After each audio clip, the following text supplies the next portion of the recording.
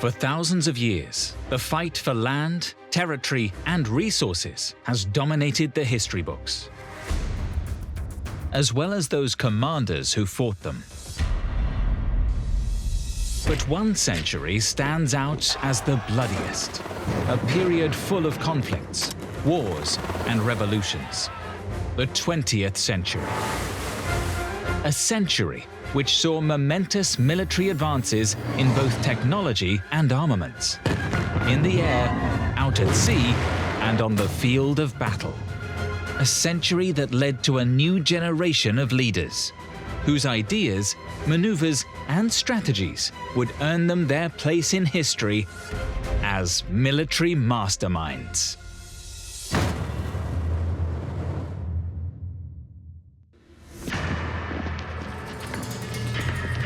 To surprise the enemy, to attack and disappear without a trace, to harass, sabotage, ambush. Guerrilla warfare is a unique type of confrontation.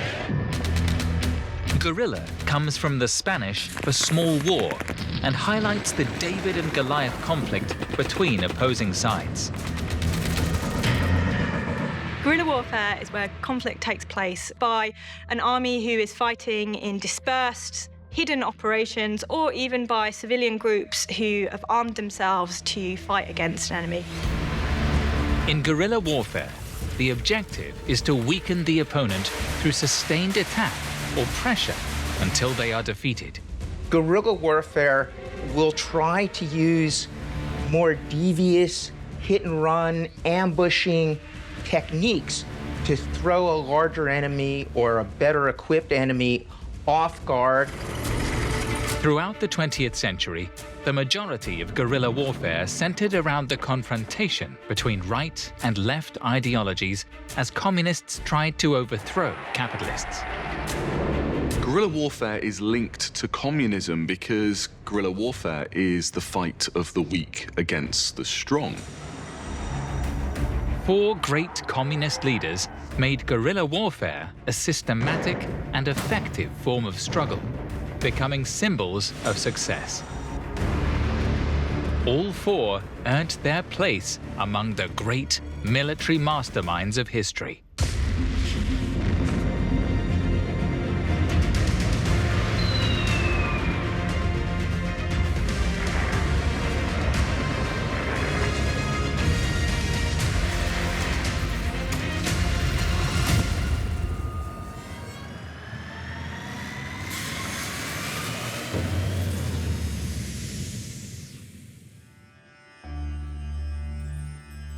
In October 1911, a military coup by the Chinese Nationalist Party, called the Kuomintang, or KMT, establishes the Republic of China and overthrows the Qing dynasty that had ruled China for more than 200 years. China, prior to its establishment of the Republic of China, is incredibly rural. I mean, there are obviously growing urban areas, but its industrialization has not reached any kind of significant maturity. It's very much still a rural population. Its bulk of its population is still peasantry. But the lives of the Chinese people don't improve under the KMT. The country is in turmoil, beset by rampant poverty and inequality. Warlords start to rule in different regions. Wealth belongs only to a few. A large part of the population are going hungry, and the peasantry believe they have been forgotten by the Republic. In 1921, having seen the success of the Bolshevik Revolution in Russia, the Chinese Communist Party, the CCP, was formed and began organizing labor unions in the cities. Although initially welcomed into the fold by the nationalist government, eventually they turned against the communists, and the CCP was driven underground. However, there was one man who emerged from the ranks of the CCP to change the face of his country forever. His thinking would influence millions of people around the world and turn guerrilla warfare into an ideological weapon of proven success. Mao Zedong Mao was born in the south-central Chinese province of Hunan on December 26, 1893. Despite being the son of peasants, he went to school where he loved learning about the great warrior emperors of the Chinese past, but also Napoleon I and George Washington. However, at the age of 13, he was forced to finish his studies to work on his family's farm. As soon as he could, with the thirst for knowledge that would characterize him for the rest of his life, Mao traveled to Beijing and worked as an assistant librarian. Inspired by the work of the German philosopher Karl Marx and the Russian visionary Vladimir Lenin, Mao became one of the founders of the Chinese Communist Party. In the early 1920s, nationalists and communists coexisted peacefully, but that all changed once a new Chinese leader came to power, Chiang Kai-shek, who set about radicalizing the Kuomintang government. Kai-shek was a deeply conservative nationalist who fiercely opposed communist ideals. Chiang Kai-shek rules very autocratically, but what that really does is it makes it fertile ground for any kind of revolution. The CCP assumed a staunch opposition against the government. Chiang Kai-shek was determined to put an end to the threat, and in 1927, the Chinese Civil War exploded.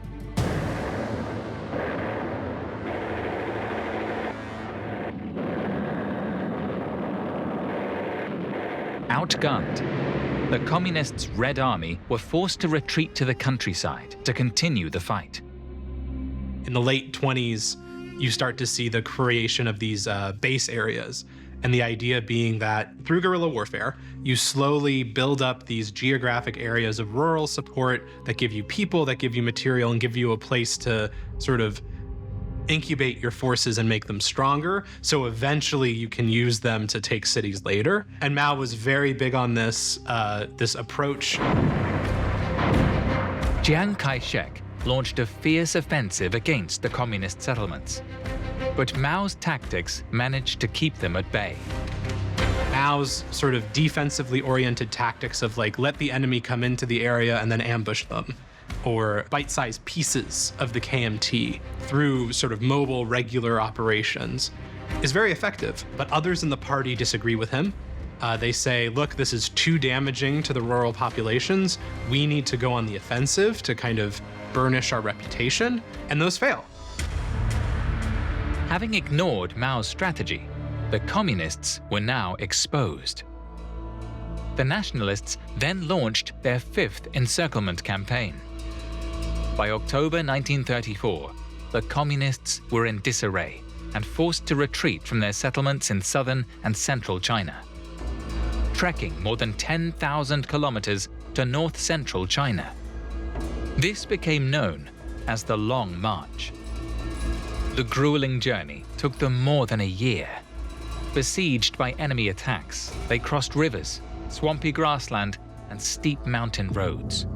The strategy was, we win by not losing, right? The Red Army cannot be defeated unless it is completely annihilated, and it's just about getting them up into north-central China, a bit away from the main power bases of the KMT, and ultimately they get to Shanxi province, and that's where Mao kind of sets up shop. Of the more than 86,000 who began the journey, only about 20,000 survived. But the Long March enabled the CCP to spread the seed of communism wherever they passed. But what happened next would change the course of Mao's life significantly. In 1937, Japan invaded China, initiating the Second Sino-Japanese War. Although fierce opponents, the nationalists and communists put their differences aside and formed the United Front. While the Kuomintang army, larger and better armed, directly confronted the Japanese, behind enemy lines, the communists carried out guerrilla operations to weaken them.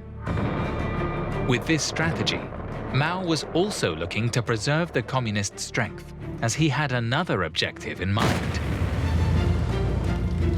Let the nationalists fight it out with the Japanese. Let the nationalists lose men and equipment and get eroded by that fight. So that way, when the war is over and Japan has been expelled and the Civil War gets back on, the CCP is in a better position to win the Civil War. From 1941, the Japanese withdrew a large number of troops from China to confront the Americans in the Pacific War. This strengthened the position of the United Front, and above all, it favored the communists. Between 1940 and 45, they've had a lot of time to slowly rebuild their bases of support in the countryside in North China. In August 1945, after the atomic bombings of Hiroshima and Nagasaki, the Japanese Empire surrendered to the Allies, ending World War II. Soon after, in September, Japan also announced its surrender to China, ending the Sino-Japanese War. Now in China, you have a void that both the Chinese nationalists and the Chinese communists hope to fill. The Civil War resumed. Chiang Kai-shek launched an offensive against his old foe, and Mao responded with his much stronger People's Liberation Army, the PLA.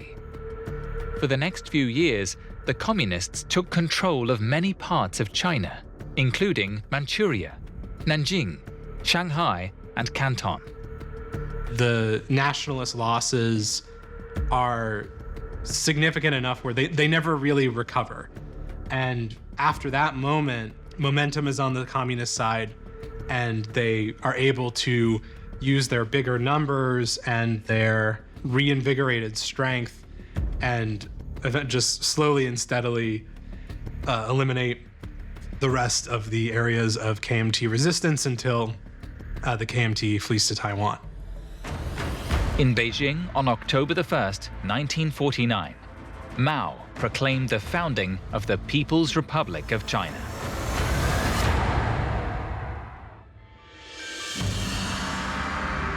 Mao had changed the destiny of his country, which led to him being named the Great Helmsman. His brilliant strategy against the nationalists, his intelligence in confronting the Japanese, and his intuition of waiting for the right moment to launch the final offensive that would end up expelling the KMT from China have kept his legacy alive long after his death on September the 9th, 1976. Mao is arguably that real visionary who takes both Marxist philosophy, Leninist revolutionary philosophy, and then understands the Chinese context. He's the one who really does apply them to a peasantry. And it's Mao who says, I can still show them that their oppression really is not a natural order, but it is something that can be fought against and can even be revolutionized, and you can succeed against that millennia of oppression. The way that he connected the military aspects of all this to the sort of political revolutionary aspects of it was very unique. This blending of the political and revolutionary objectives with the military objectives is very important. Mao has made a considerable contribution to guerrilla warfare globally. You can see Maoist groups in places like Afghanistan. They're still active in countries like India. Mao is still this uniting figure around the world. Mao turned guerrilla warfare into an ideological tool. His theoretical and practical contributions to this type of tactic undoubtedly place him among the great military masterminds of the 20th century.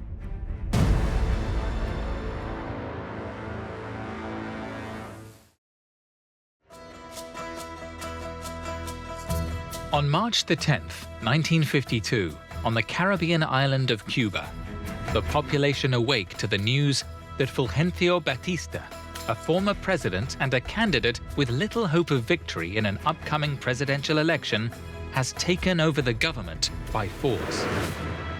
He quickly establishes a military dictatorship.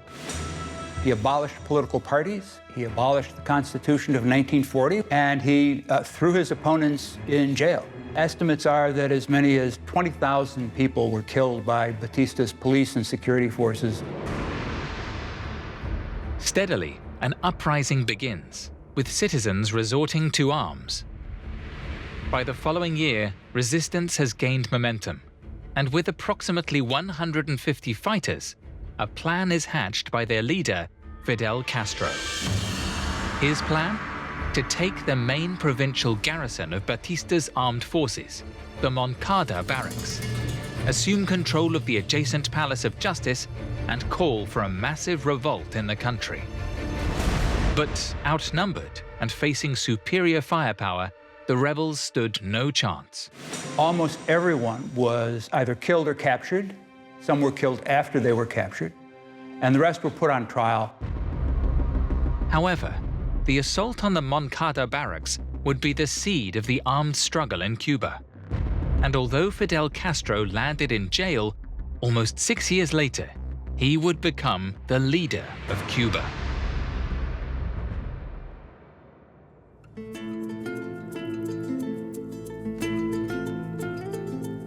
Son of a Spanish landowner, Fidel Castro Ruz was born in the small village of Verdun, located in the south of Cuba, on August 13th, 1926. Fidel was born out of wedlock. His mother was a maid, and his father didn't marry her, and so had several children out of wedlock, and I think that played some degree of impact on sort of his growing up and this sort of impact on him psychologically. Fidel Castro grew up in a lower middle class rural area. He saw firsthand the poverty of the rural areas in Cuba. He was smart. He went to Catholic high school and then on to the University of Havana, where he was a law student. Passionate about politics throughout his time as a student, Fidel received his doctorate in law from the University of Havana in 1950, and thereafter became committed to pursuing his political ambitions. Fidel became involved in the revolution as a result of Batista taking power and disrupting Fidel's run for Congress. After the defeat of the Moncada barracks in 1953, Castro and his brother Raúl were sentenced to prison. But in 1955, Batista released a lot of political prisoners in an amnesty. And Fidel and Raúl went to Mexico to organize a guerrilla army. That's where they met Che Guevara. Che Guevara was an Argentinian theoretician and tactician of guerrilla warfare, whose ideal was to bring about socialism by means of a worldwide revolution. In honor of the anniversary of the attempted assault on the Moncada barracks, Castro founded the 26th of July movement in Mexico, which attracted many supporters, including Che Guevara. Fidel was just very passionate. He loved to fight. At the same time, he was quite ruthless, and he realized the importance of violence as a means of achieving, a particular outcome. In the early morning of November the 25th, 1956, 82 revolutionaries set sail for Cuba to instigate the fight against the Batista regime. A week later, they landed on the southern coast of Cuba. But yet again, Castro would find himself outgunned, and after a confrontation with Batista's forces, only 12 men managed to escape into the Sierra Maestra mountain range, including Fidel himself, his brother Raúl, and Guevara. Castro, with so few men, had little choice but to start a guerrilla campaign against Batista in the hope that others would join him. It was his strategy to divide up the guerrilla army when it became stronger and deploy some columns to other parts of the country to spread the insurrection across the island. It was his strategy to time the descent from the mountains into the plains to really engage Batista's army in what at the end was more of a conventional kind of conflict, with guerrilla units directly engaging with Batista's army, and Batista's army generally melting away in the face of the guerrilla advance. He was incredibly agile, he learned very quickly, and I think he played an important role in the evolution of military strategy, particularly the embracing of guerrilla warfare tactics. From the Sierra Maestra, the revolutionaries started their guerrilla strategy and were able to recruit many more to the fight. And that's where Fidel Castro was able, over the course of 2 years, to build a force from just around a dozen to nearly 10,000. They attacked the outposts of Batista's army and captured weapons, captured some of the soldiers. Then gradually as they grew, they began to branch out and attack Batista's military patrols. There's no doubt that the ability to have decisive victories against a conventional military force was amazing, not just for the morale of the fighters, but also for the war that was being waged in sort of the public domain. Castro would also lead by example. So he was the one that set strategy. He was out there at the head of the column fighting as well, but his most important role was the strategic one, what to do in what circumstance, what positions to take, what positions to retreat from, when to send other columns to other parts of the country, when to come down out of the mountains. After 2 years of fighting, the Batista government began a major offensive against the revolutionaries in May 1958. But Castro, now a master in guerrilla warfare, and with many more rebels supporting the cause, managed to put up an impressive resistance. The guerrillas were able to attack Batista's units one by one, and the defeat of that summer offensive really is the beginning of the end for the Batista regime, because at that point his army begins to crumble. The guerrillas come down out of the mountains and begin to attack towns and cities. In December, Castro decided to begin the final offensive to overthrow the dictator. Fidel's strategy involved two major military campaigns: the Western Offensive, commanded by Che Guevara, which took action in Camagüey, Las Villas, Matanzas, and Havana, and the Eastern Attack, commanded by his brother Raúl Castro, concentrated on Mayari, Guantanamo, San Luis, and Santiago de Cuba. But for Castro, there was one element that could derail his entire revolution. Before he launched the offensive, he had to make sure he had the support from the majority of the Cuban people. If you can't win the hearts and minds of the people in the land that you're occupying, you're never going to win on the battlefield. One of the things that's most notable about Fidel is his ability to really win public appeal. Batista's army was so demoralized at that point that people defected in large numbers. The soldiers defected, the units melted away, some of them surrendered, some of them even went over to the revolutionary forces. And so on New Year's Eve, Batista and his closest cronies got on a plane and left the country. Fidel successfully entered Santiago de Cuba, the capital of Cuba's southeast province, on January 1st, 1959. The Cuban Revolution had triumphed, and Castro assumed the reins of the country. Fidel Castro is always very confident in his own abilities. And I think that comes in part from having won a revolution, having triumphed over extraordinary odds to actually succeed in coming to power, and then to actually survive in the face of decades of hostility on the part of the United States. Fidel Castro went on to become the longest-serving political leader of the 20th century, remaining at the helm of the Cuban government for 57 years. In 2006, he had left the island's power in the hands of his brother Raúl, and 10 years later, at the age of 90, he died on November 26, 2016.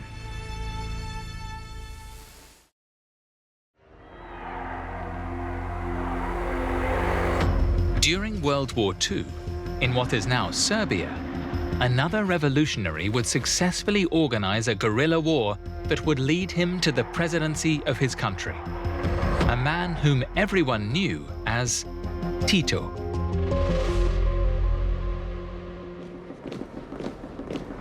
At the time of the Second World War, the Kingdom of Yugoslavia, consisting of what is now Slovenia, Macedonia, Montenegro, Serbia, Croatia, and Bosnia and Herzegovina, is a monarchy under the rule of Prince Paul. By 1941, Hitler's troops occupy a large part of Europe and are preparing to carry out an invasion of Greece. Yugoslavia was neutral when the Second World War began. But in the end, Hitler needed Yugoslav access in order to be able to invade Greece.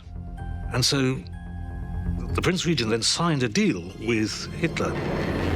The public weren't happy with the decision, and demonstrators gathered on the streets of Yugoslav's capital, Belgrade, shouting, "Better the grave than a slave, better a war than the pact." 2 days later, a group of Yugoslav Royal Air Force officers seized control of the government in a military coup. And the prince was overthrown, and there was a provisional government put in power. Hitler, angered by the coup, ordered that Yugoslavia be crushed without delay.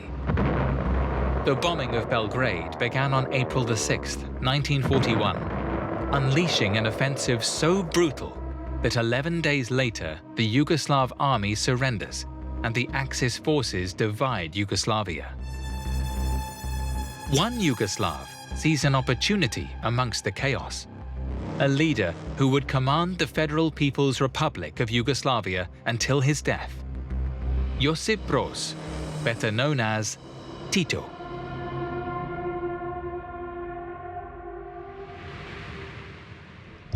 Josip Broz was born northwest of Zagreb on May 7, 1892, into a large peasant family with a Croatian father and a Slovenian mother. But he had to abandon his studies to start work and help support his family. As a poor boy growing up in rural surroundings, one of the draws he had was to shiny uniforms and good dress. He remembers one of his distant family members arriving in military uniform and all the young kids being mesmerized by it.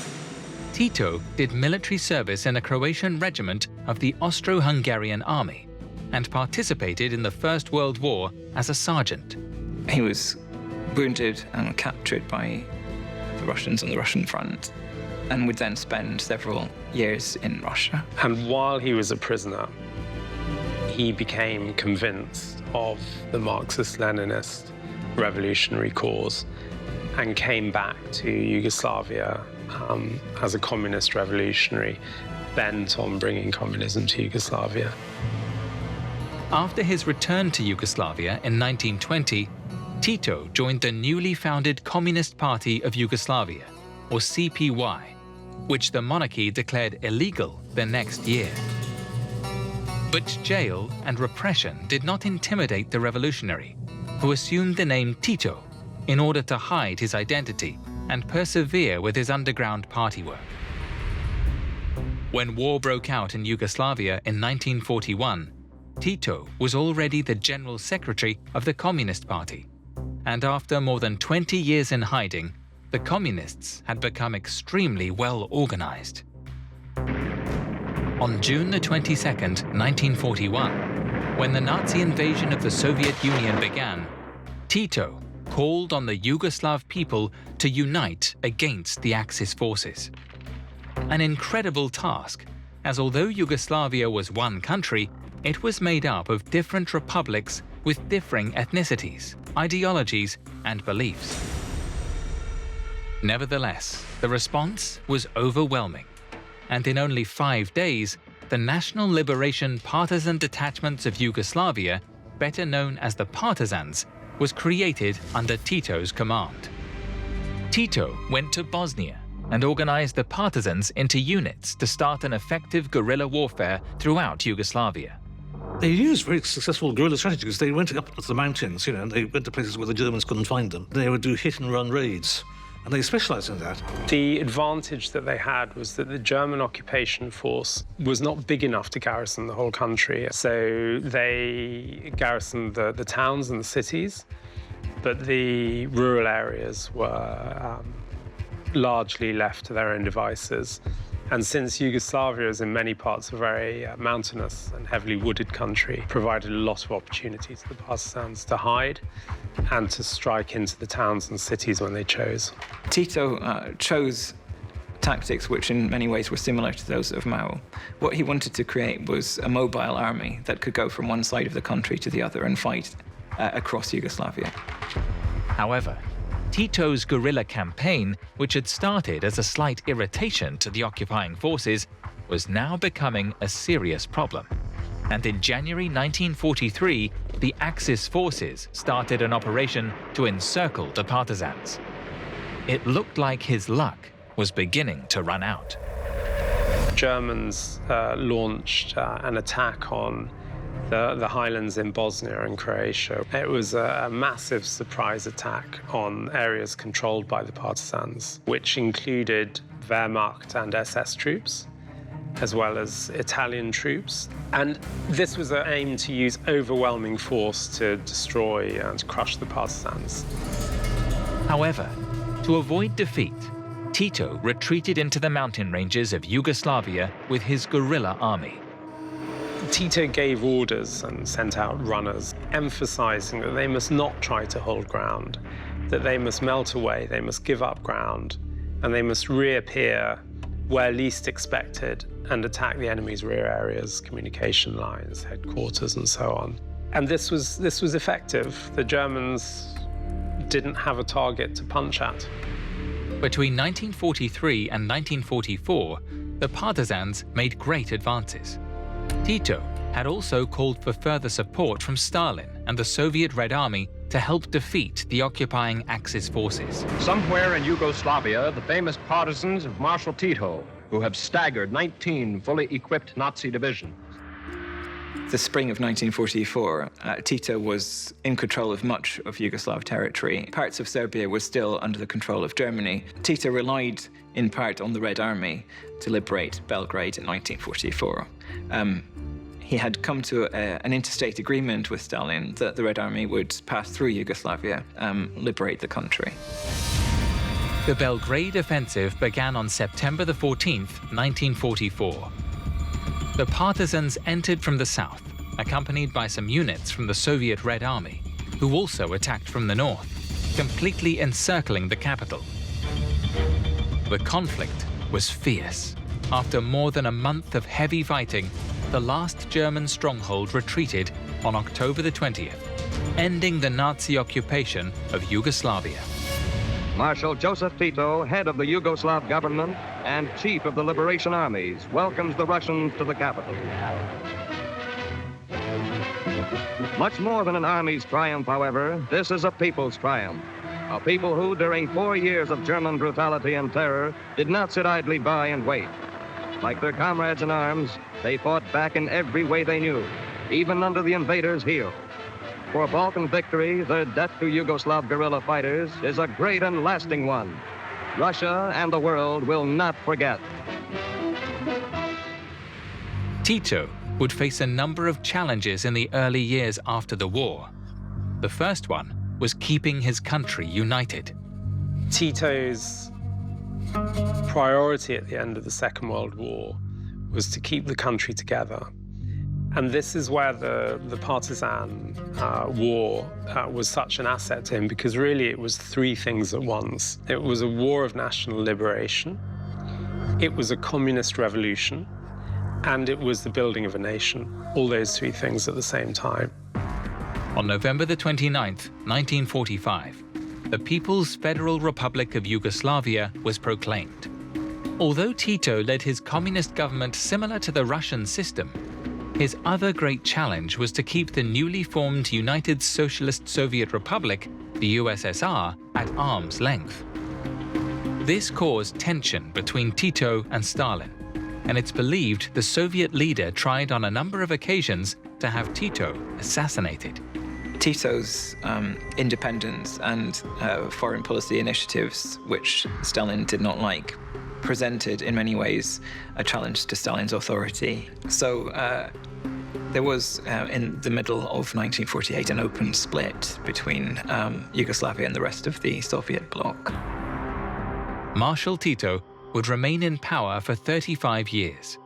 When Tito died in 1980, his funeral resembled a major international gathering of the United Nations, where a large number of heads of state gathered, including Queen Elizabeth, but also Soviet leader Leonid Brezhnev.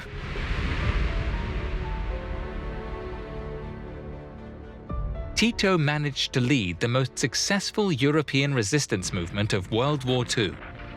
Moreover, he was able to merge his political ideals with the unification of a nation plagued by multi-ethnic conflicts. With his military strategy, he ensured the future of a communist country independent of Moscow's grasp. Tito's legacy as a military leader, as a guerrilla leader, is assured. He conducted a very effective guerrilla war against the Nazis, which was successful, and in orthodox communist fashion, that combined a revolution with an insurgency and resulted in a communist Yugoslavia. So on that basis, he could hardly have been more successful. In Southeast Asia, another country was also struggling to unify its territory under one single communist government.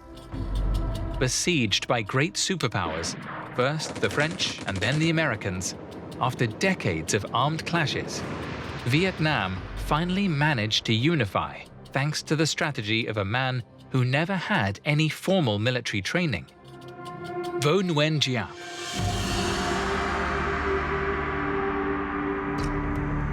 By 1926, composed of Vietnam, Laos, and Cambodia, Indochina is a French colony. For decades, especially in the 20th century with the rise of nationalism around the time of World War I, you had Indochinese, as they were called, increasingly asserting rights relative to the French. And the Indochinese communists, who gained inspiration and some financial support from the communists based in the Soviet Union, increasingly tried to lead this nationalist resistance. The communists were led by a former schoolmaster, Ho Chi Minh. They defied French authority, and in 1939, the Communist Party of Indochina, or ICP, was declared illegal. Brutally oppressed, and from fear of being assassinated, many of its militants went into exile. Võ Nguyên Giáp had attended the same high school as Ho Chi Minh, and from then on was committed to the communist cause.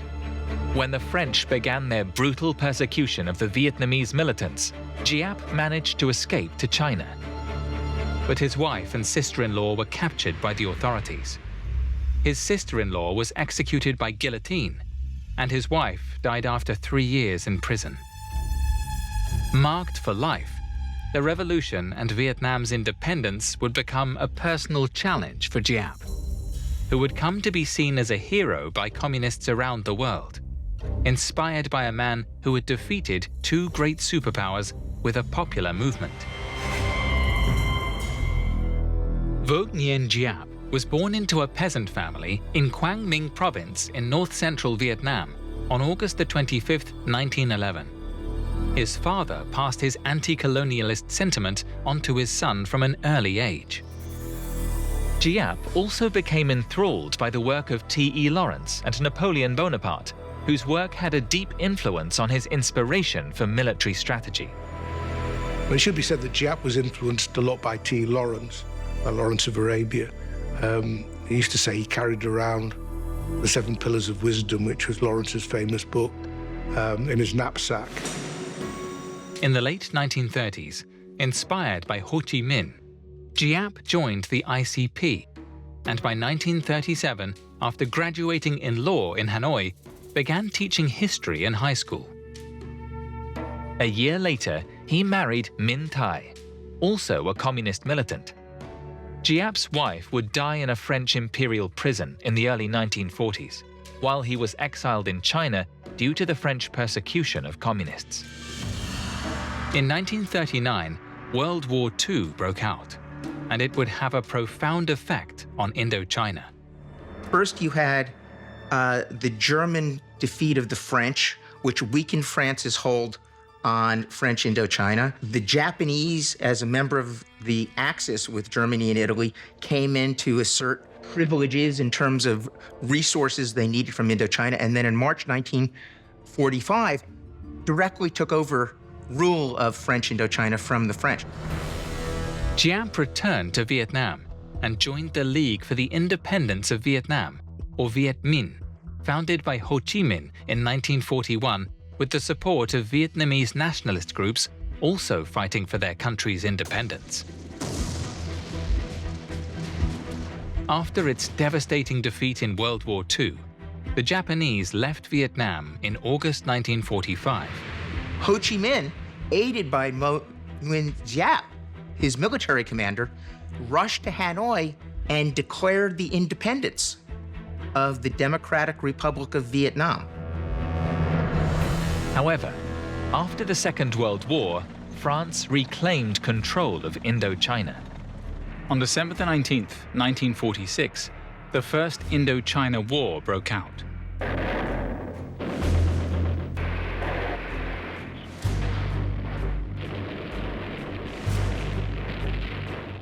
For 8 years, the French tried unsuccessfully to put an end to the Viet Minh, led by Giap and Ho Chi Minh. The guerrilla warfare the group was pursuing was putting up a strong resistance. The French were stronger in the south than they were in the north. They tried to use local forces to do the fight, but they didn't have quite the same loyalty. Over the course of the war, the Viet Minh grew stronger, gained widespread popular support, and achieved significant victories under the orders of its commander-in-chief, General Giap. Giap had other advantages. He could speak some of the languages of ethnic minority groups of Indochina and understood the cultures and customs of different people, which made it easier to persuade them to join the revolutionary forces. He, for the most part, used guerrilla warfare. The French might control the cities or the towns or checkpoints in the daytime, but at night, the countryside would belong to the guerrillas. By the end of 1953, the French were losing more and more territory. They decided to concentrate their forces in Dien Bien Phu, a city near the border with Laos. And the French were desperate to tempt Giap out of guerrilla warfare and organized the French garrison at Dien Bien Phu in northern Vietnam.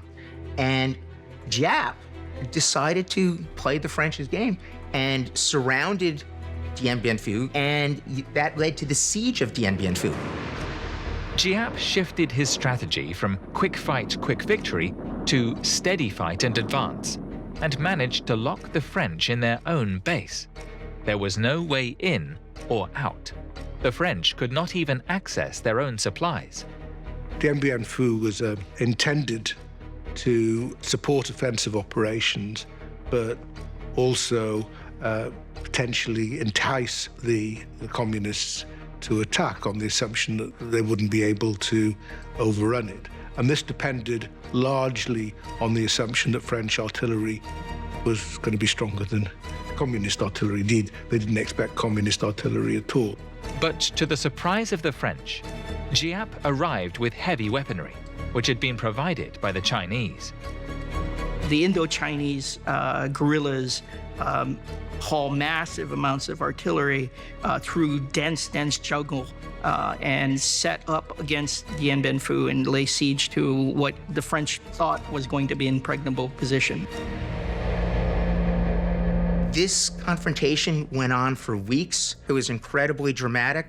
There were attempts to airlift supplies to the forces, but increasingly Giap's forces closed in, and the result was that Giap's forces were able to take over Dien Bien Phu, and that basically shut the door on French colonialism. With the victory at Dien Bien Phu, Giap had defeated the first great power he'd come up against. historic battle that demonstrated his military prowess. The French defeat in the Battle of Dien Bien Phu was sealed on May 7, 1954. The following day, talks on Indochina began at the Geneva Conference in Switzerland. There, the independence of Laos, Cambodia, and Vietnam was agreed upon. But given the ideological differences, Vietnam was split in two: the communist in the north and an American-backed government in the south. By July 1956, there were supposed to be elections to nationalize, to unify Vietnam under one government. However, with U.S. support, the southern part of the country refused to take part in the elections. And of course, this all laid the groundwork for what would become, to Americans, the Vietnam War, and to the Vietnamese, the American War, or the Second Indochinese War. In North Vietnam, Ho Chi Minh headed the communist government, and Giap took over as commander-in-chief of the Vietnam People's Army. Tensions between North and South increased. However, with support from Giap's forces in the north, communist supporters in the south formed a resistance group called the National Liberation Front, widely known as the Viet Cong. It took a while before the communists organized themselves in the south, but gradually a guerrilla campaign began. And in the early 60s, it was starting to get quite serious. On March 8, 1965, US President Lyndon Johnson decided to become more actively involved in the conflict between North and South Vietnam. He began sending US troops into the country. Over many years, we have made a national pledge to help South Vietnam defend its independence, and I intend to keep that promise.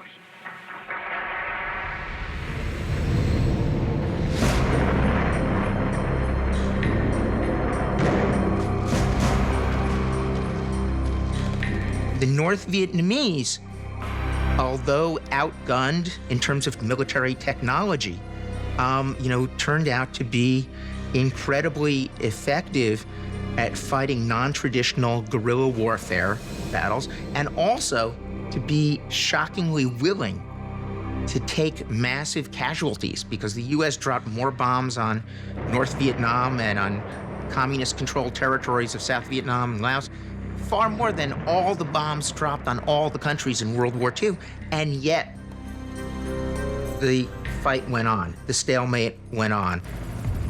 By 1968, the Americans had more than 500,000 troops in Vietnam. However, they were never able to defeat the communists. Giap's strategies had proved to be highly effective.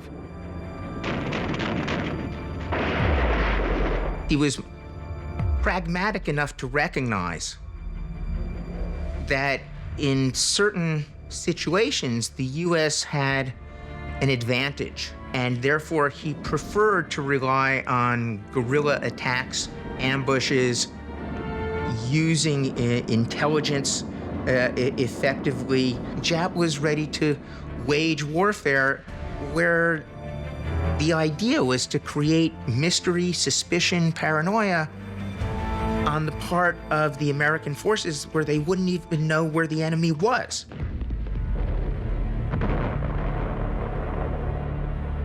After more than 5 years of active US involvement in Vietnam, the idea that the war could not be won began to take hold in the White House. On January the 27th, 1973, in Paris, peace agreements were signed.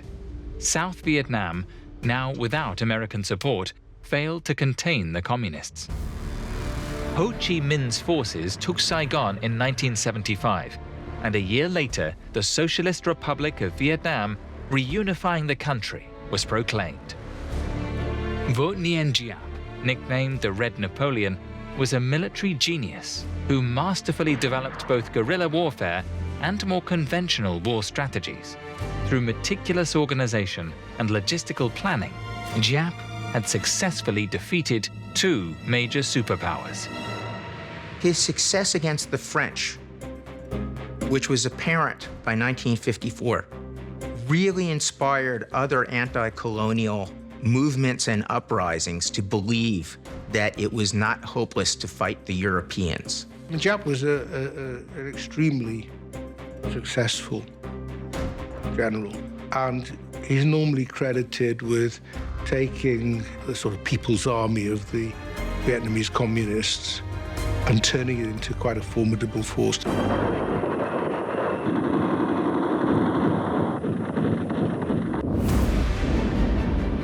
Mao, Tito, Fidel, and Giap had all faced down armies more powerful than their own. You can compare it to a heavyweight boxer against a lightweight. The heavyweight boxer can punch these big blows, but that's only effective if they can hit the lightweight, whereas the lightweight can keep running round the wing and taking these smaller shots, hitting every single time. And in the end, they'll be effective. And that's what guerrillas do. They can sustain it for longer, and that's how they overcome their enemy. Against the odds, Mao, Tito, Fidel, and Giap managed to emerge victorious and create legacies that have lived and continue to live long after their deaths. Immortalized as communist icons, they have also earned their place in the history of warfare as military masterminds.